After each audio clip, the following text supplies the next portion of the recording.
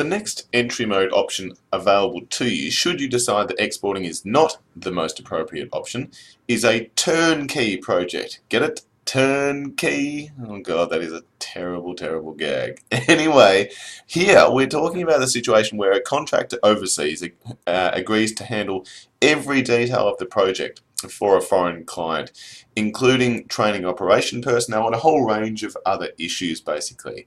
So it means that you have quite a hands-off role as the firm who is looking to expand overseas, because somebody else in the foreign market that you've identified that you want to expand into takes control of pretty much everything for you. So at the completion of the contract, the foreign client is then handed the key to a plant that is ready for full operation. So they will get everything up and running for you, and you just take the key, hence the name, turn it, and it's ready to go.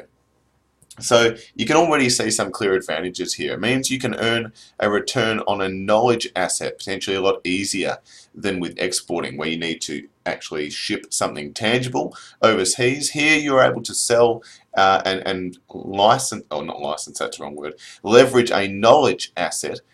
So the knowledge or skills that your firm and your employees might possess overseas rather than an actual product. There's also the advantage that it tends to be a little less risky. So our man here, Captain Risky, would not be about it at all.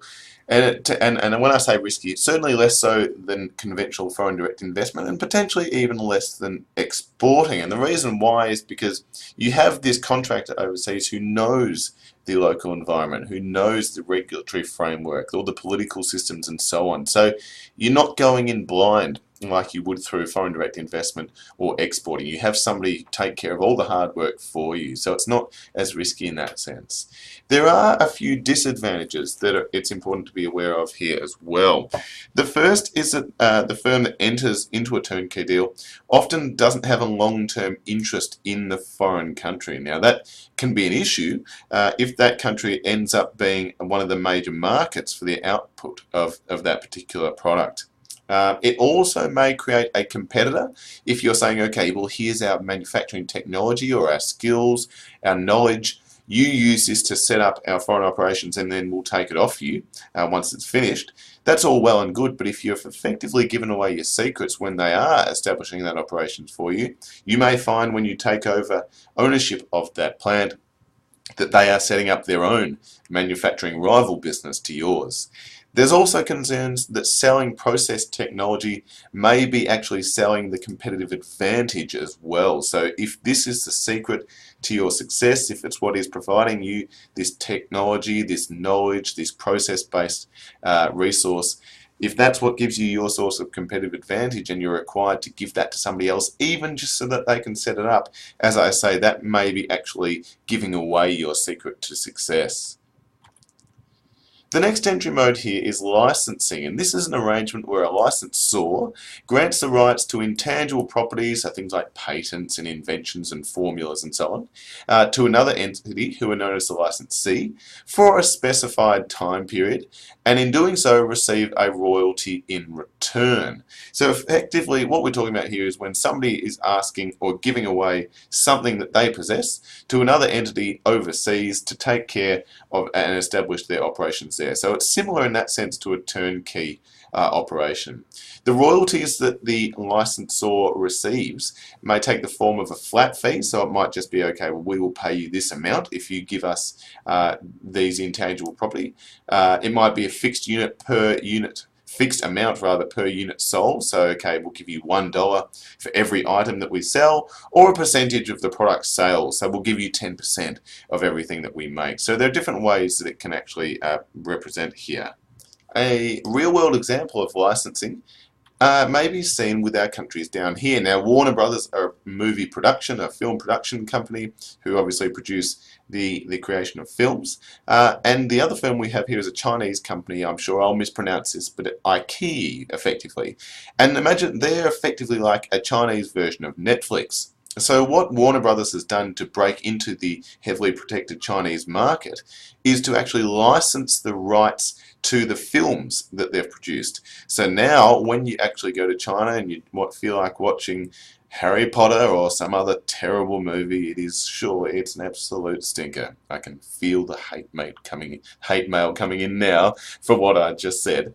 But if you do, for whatever reason, actually want to watch Harry Potter or any other Warner Brothers licensed films in China, you can now do so through iQIYI, or however it is pronounced. I apologize for my pronunciation in advance.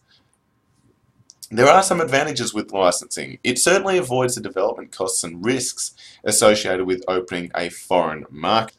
Remember, you're effectively contracting another firm to do all the hard work for you to establish your brand in an overseas market. So it avoids the barriers to investment. You're not having to pay these huge financial sums to establish factories or operations in a physical sense overseas.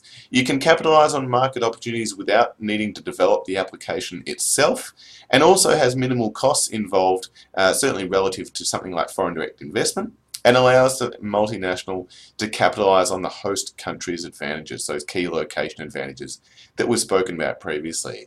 There are some negatives that it's important to be conscious of as well, though. It doesn't allow the tight control that is required for realizing things like the experience curve and location economies. You don't get the final say in exactly how the day-to-day operations of that business are run, because that's what you're enlisting somebody else, the licensee, to actually do for you. So that means that you lose the ability to learn how to do business and better, potentially more efficient ways to run a business that you would mean you would move down the experience curve, and certainly don't gain access to the newfound knowledge that you obtain from having a presence in that foreign market. Certainly not in the traditional sense that you'd get with an entry mode like foreign directed investment or wholly owned subsidiaries. You don't get these access to these key location advantages or economies. There's also the concern relating to the ability to coordinate strategic moves across countries. So if you're looking to, for example, pursue a global strategy or even a transnational strategy, licensing isn't the best way of facilitating that, because it means that it's difficult to have a high level of consistency across each of your foreign operations if they are licensed out to different people. They will each do things slightly differently to understandably cater for the local preferences, but that means that it's going to be difficult to ensure that everything is exactly the same from one country to another. So it certainly suits things like the global strategy much less so than some of the other entry modes. And of course there is the issue that we've spoken about previously in terms of the loss of proprietary or intangible assets. I think we've used the example previously in this semester of Hello Kitty, who licensed out their brand when they looked to expand overseas, only to find that a company in another country were actually using the Hello Kitty branding on toy AK-47 assault rifles. Not ideal, and certainly not in keeping with the brand image that Hello Kitty was looking to promote overseas. So you lose that key aspect of control that some of the other more advanced entry modes do allow. So some important considerations here with licensing. Obviously, if we look first with establishing the rights, privileges and constraints here, it becomes really important with licensing, especially if you are a differentiated high-quality brand, to avoid the licensee overseas using inferior materials which will potentially damage your brand's reputation. So that becomes a real issue for a lot of firms if you're looking to promote this sense of quality differentiation strategy in particular. You need to also ensure that the technology is not being sold onto another firm, that your licensee overseas isn't actually making a fortune by giving away your secrets to other firms. You also need to make sure that there's a process in place as to how you can resolve disputes. So you need a pre-agreed upon process for any dispute resolution in order to minimize the costs associated with any such agreements. And it does happen quite regularly with licensing.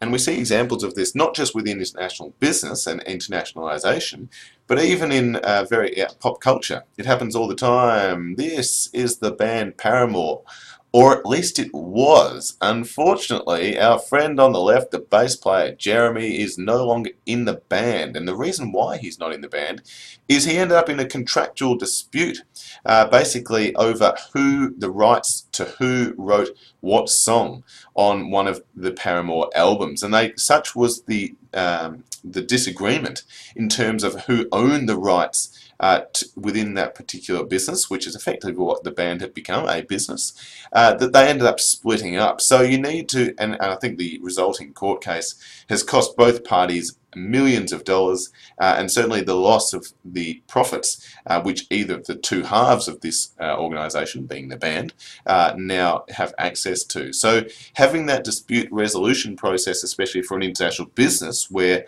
these issues are even more common, becomes really, really important.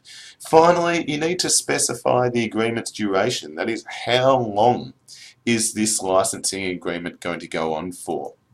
One of the key issues is if your licensee overseas is not performing how you would like them to, but you haven't specified exactly when that agreement is to end, then they may be able to say, okay, well, you can't really get rid of us because you never said that we were going to actually stop.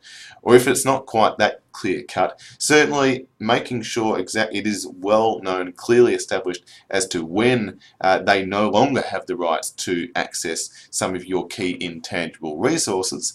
That becomes super, super important in controlling your brand's equity.